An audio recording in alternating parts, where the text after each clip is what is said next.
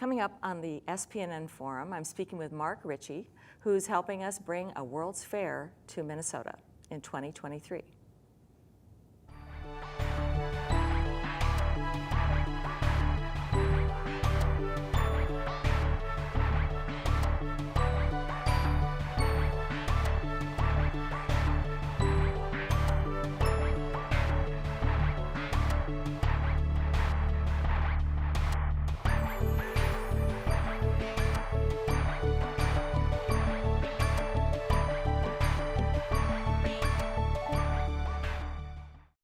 Welcome to the St. Paul Forum, Mark Richie. We're happy to have you here today. Thanks for having me on your show. Absolutely. Well, we want to learn a little bit about why we're looking at bringing a World's Fair, but having the potential, rather, to bring a World's Fair to Minnesota. Well, I think everybody knows that common phrase, people don't really know about Minnesota around the world until they come here. And once they come here, they fall in love here, and it's hard to get them to leave. But World's Fair is an opportunity to really bring millions of people, but equally important, it's an opportunity for our region to think about who we are, and as a people, where do we want to go? What's the legacy we want to leave to our kids? And so World's Fairs have been around for over 150 years. They've been places where the kind of future has been, born and the future explained. And so Minnesota's always been an innovative place, but we haven't often invited the whole world to come see what we've done and to learn from the rest of the world. So it's a special opportunity for us to really put markers in the ground for the kind of place we want to leave for our kids. Absolutely. That sounds so inspiring. So I want to talk about a couple of different things. I want to, first of all, help people understand why it is that you are the person who's been helping pull people together, because it's not all about you. It's a huge team of people who are working on this, but it'd be good for them to understand some of your commitment to why you want people to know about Minnesota. Well, I think my wife is the one who always said that one of the most important and my favorite part of being Secretary of State was being able to brag about Minnesota. You had kind of license to be non-Minnesotan, and you could get up there and brag about it. So when I was clear, was going to run for 2 terms, and I had served my 2 terms. Some folks from St. Paul asked me to coffee in a little cafe in downtown St. Paul, and they said, we have this idea of bringing a World's Fair, or trying to bring a World's Fair to Minnesota. We don't know if it's possible, but would you be interested? And the person who was asking me at that time, Steve Heckler, who was the organizer at that point of our Festival of Nations, which is one of our kind of most important international kind of gatherings, and he's the organizer of the Jazz Festival. He said, what do you think about that? And 2 things happened for me when he asked that question. The first was I went back to my childhood when I was 12, when my folks packed me and my 3 brothers, all 4 of us boys, in the back of the car, and we drove out from the prairie here to New York, camped on the Long Island Sound, and we went into the New York World's Fair, 1964, and actually it was 2 years in 65. And for a 12-year-old from a little town out here, it was amazing to see this future unfolding. I mean, there were driverless cars and there were video telephones. Now, of course, 52 years later, these are somewhat common, not necessarily driverless cars yet, but for me it was like eye-opening that there's a future out there, and that maybe I should crack the books in school, get a little engaged, maybe be part of that future. So that was really important. I thought, other young people should have that opportunity. Why don't we have that opportunity? And it was clear that it had been quite a few years, nearly 2 decades since the U.S. Is that the last one? Well, since the U.S. had hosted them. They happen every couple of years. Yes. They happen all over the world. Sometimes, like in Shanghai, there were 73 million people. In Milan, which was just a couple of years ago, I think 24 million people. So they happen, but the U.S. had not been part of it. And I thought, that would be great for our young people to have that opportunity to be inspired. But the second question was, is this possible? And I really had to go over to the kind of office of the international body that does the kind of selection, the hosts, and it's a vote among nations. It's 170 nations, countries regions, cities put forth their proposals, their themes, their sites. They're chosen by a secret ballot. So I went over and met with them and realized that there were many things that we needed to do, but it was something that we could do if we stuck with it and we were really committed. And so a wonderful group of citizens said, you know, this could really help be one of those big ideas and big opportunities that lots of people across political boundaries and regional boundaries and issue boundaries could come together and give us something that is both aspirational, because you know, you invite somebody to come in 2023, that's the year, you have a lot of opportunity to spruce up the place and do different things, but also you have an opportunity to say, what are some of our goals? Where do we want to be? And then what's the legacy we want to leave? And so a World's Fair has this special, I would say, gift to a region or a city or a place that it can both inspire you to, you know, do things, to spruce up and to whatever, but also it can give you the opportunity to set the pattern, set the reputation, set the brand, we use that word nowadays, for the place our kids will inherit for us. And so it seemed like a good thing to try, and we're on the cusp of winning, and we're very excited about the support we've gotten globally, and excited about what this can do for our whole region. That's fantastic. So that early meeting, I just want to spend a second, how long has it been from that day you met in that coffee shop to this moment where you're now on the cusp of knowing whether it's going to work? I believe that the local folks, largely in St. Paul, had a charrette, a kind of a planning charrette, a planning meeting with some global experts, I think in late 2012. I wasn't part of that. And I believe this was in early 2013, okay, if I remember right. And of course, the process has had many different stages, different intensity.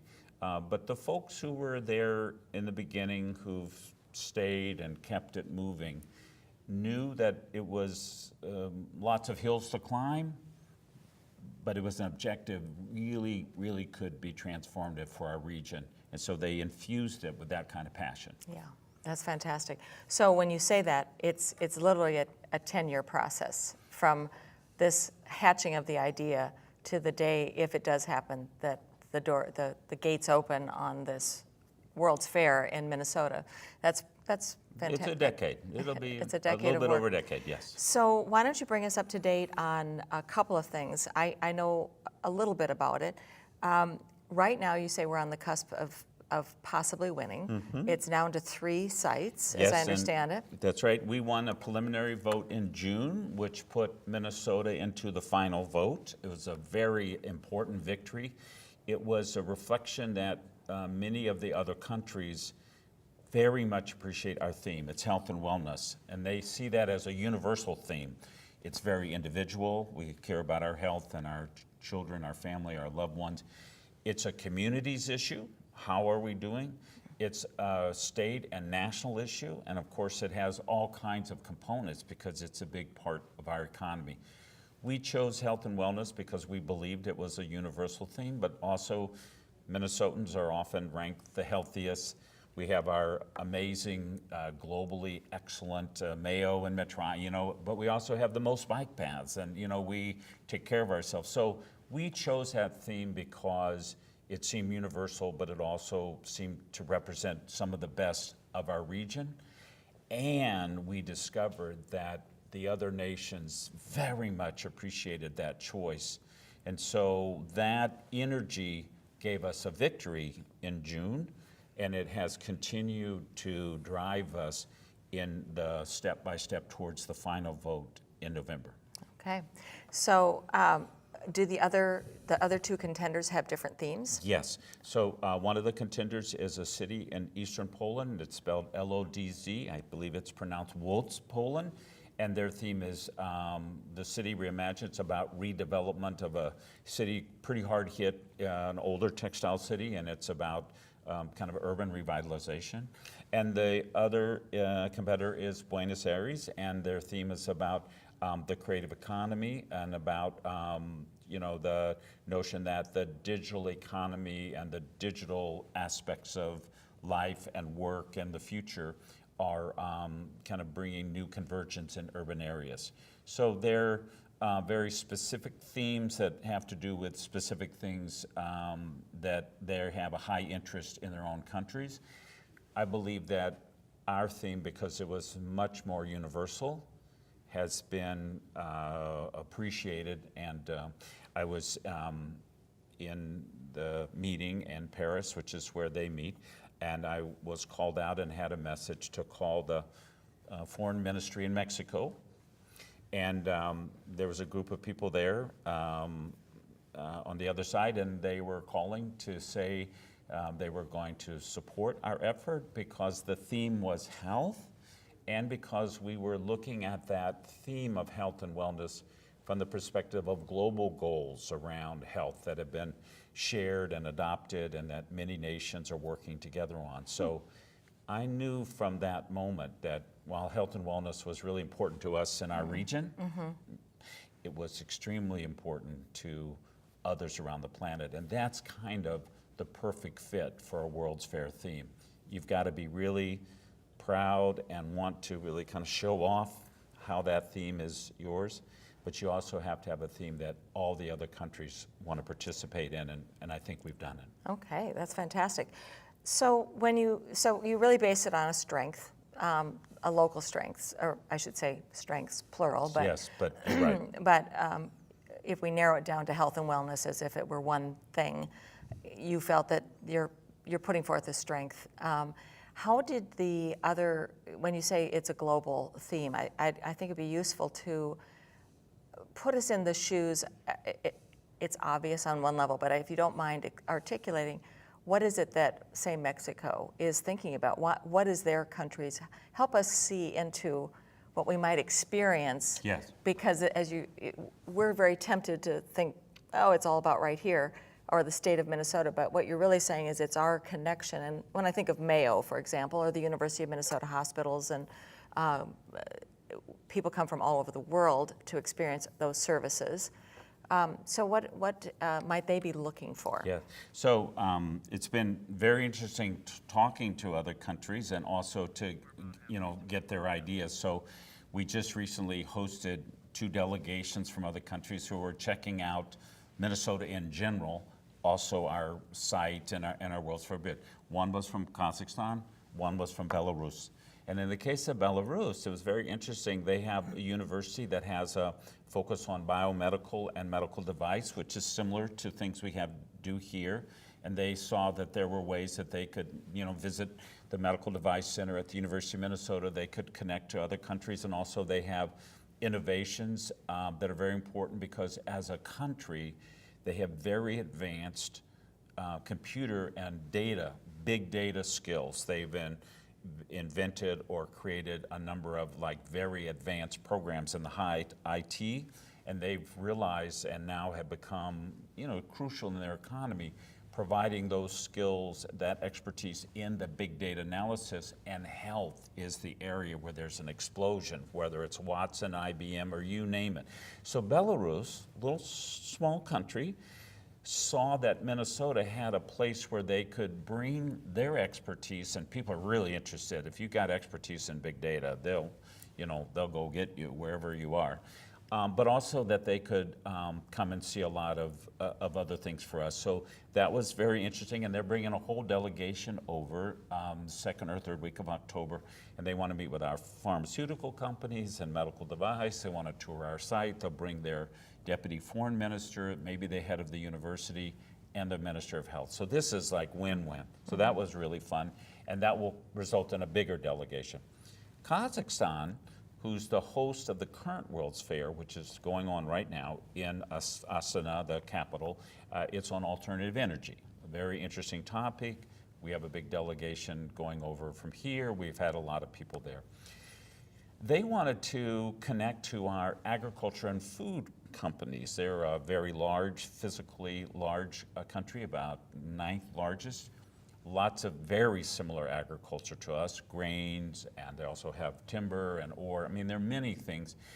So they wanted to come and visit our major agricultural machinery companies like John Deere. They wanted to visit places that were food, like Hormel. They wanted to visit companies that were like Cargill and others. They wanted to see our economy, but also they were very interested because they're now about to wrap up their experience hosting a World's Fair. They wanted to see how they could be part of, with their expertise, but also their vision and the ideas that they have could be part of our process. Because Kazakhstan, because they just completed, or actually in 2 weeks complete this process, they're a very strong believer in how this can help countries heal wounds or build relationships. You know, they're from the former Soviet Union, and there's very complicated relations. And so they were clear that in addition to the kind of commercial and who can you meet and get inspired, there also was the people-to-people aspect. And this was, you know, something that I was really touched and moved by. There's a kind of a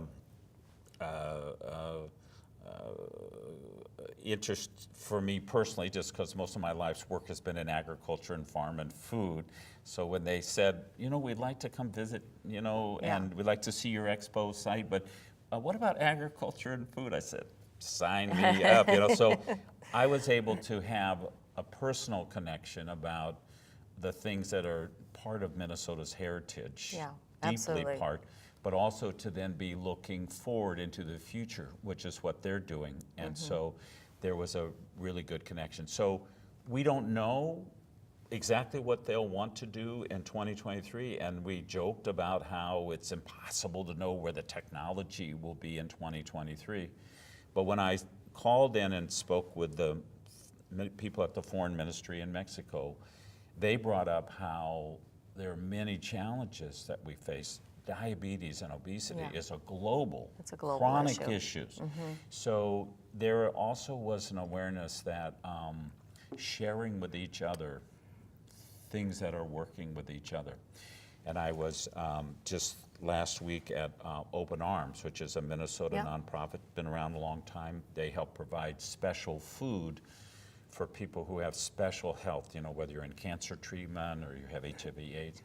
And they told me a story of Minister of Health from a region of Ethiopia visiting them and saying, oh my gosh, we need to do this, and inviting them to Ethiopia. And a person who was running Open Arms saying, you know, we don't have real open dialogue in our diaspora, our Ethiopian community here about HIV/AIDS. There's still a kind of a reluctance, a fear, a shyness, a cultural barrier to sharing. But there were some celebrities and some famous people in Ethiopia who become very public and spokespeople and said, I have HIV/AIDS and this is how it, you know, that kind of thing. And so they invited them here to bring that into this community here. Oh, and fantastic. I thought that's the sort of global connection. That can really bring it to life. Yes, so if we can tell that story in a good way, it can be an inspiring story, but if we can make those connections happen, then, and actually they went on to tell me that they had a very big investment from the U.S. government. We have a program called PEPFAR, started under President Bush to address HIV/AIDS in Africa in particular, and that they had built up a very strong program in Nigeria. And when the Ebola outbreak happened, they turned that infrastructure, public health infrastructure, to stop that. And so that was very successful. But what they didn't know was a story I knew, which is I sit on the board at that time, the kind of a senior advisory council for our Minnesota National Guard. A major part of our Guard had been training for a year to go to West Africa to be the back office for the Ebola campaign to stop Ebola. And right at the very end, they didn't need to go because Nigeria had stopped it. They had. So these interconnections that we don't necessarily see, a World's Fair is an opportunity to tell that story and to celebrate those successes and then inspire us. So let's talk, is it physically determined where this will be located? Is that finally determined now? Yes, it'll be in the South Loop out by the airport near the Minnesota River. Okay, so it's definitely going to be, that would be the location now, is the Yes. South Loop, Bloomington. Okay, Yes. that's news to me. I knew that was under discussion, so, and what were the factors in deciding to put it there? You can only have, but you get to have 62 acres, and so you need to have a contiguous 62-acre site. And that, in a sense, needs to be very near excellent public transportation connectivity and park and ride connectivity. You know, it's roughly speaking the same number of people that you would have on an average day at the state fair. So imagining you've got park and rides, you've got buses, you have turnarounds, that kind of thing. You have light rail and bus connections, that kind of thing. And then the second thing is being able to have a combination of very beautiful, like in this case, there's beautiful land right up to the I mean, there's, you know, green and the National Wildlife Refuge is right there. So yeah. it's beautiful. Which many people don't know where that is, so I'm just Yes. going to be specific. The Yeah. National Wildlife Refuge is at the confluence of the Mississippi and the Minnesota River. Yes. It's essentially below the airport. It's sort of tucked in under the bluffs there, and just that overlook from Yeah. the airport when you drive by on And 5. I think that the Minnesota Valley meaning Minnesota River, is I think it's 15,000 acres, but it's a very large with lots of bike trails and hiking trails and kind of an amazing kind of resource treasure. Like you said, maybe not everyone knows it. So anyhow, it has the beautiful site, and then it has the space so that the pavilions and the exhibits and stuff can be there, and it has the other benefit of having long-term uses for the structures that'll need to be in that space, because you have a number of different, it's a booming, developing area. So things built for and used for the summer of 2023 all have a long-term, what it'll be in the next 50 years. It's So just that's always a perfect. concern that people have, is Yes. that the financials that all that infrastructure buildup, it's thinking about, well, how do we live with it afterward? Yeah. And we're very fortunate in that, that area's, it's been developing like crazy for the last 25 years.